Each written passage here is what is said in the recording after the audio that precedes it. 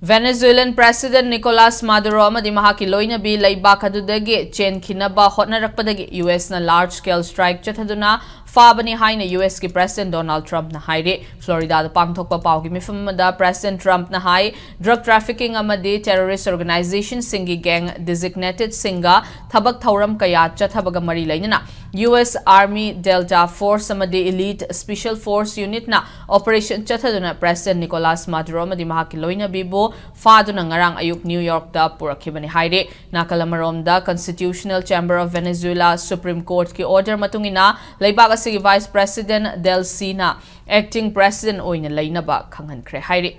nakalamarom da US na Venezuela da operation chathagiba aduga mari lainana hayeng emergency meeting ama UN Security Council na kaukre mifamadu council asige non permanent member ama oiriba Colombiana Hijarakpagi matungina kaukibane lungina mifam asigidama council ge permanent member oiriba China amadi Russia na support tawrakli loinana US Attorney General Pam Bondina Fongdorakpagi matungina Venezuela ge president amadi mahaki loinabi hojik New York ke Southern District ta lairi makhoi ani US ki mathakta conspiracy to commit narco terrorism and import cocaine amadi conspiracy to process machine guns and destructive devices charge tangarang New York ta purakibani hairi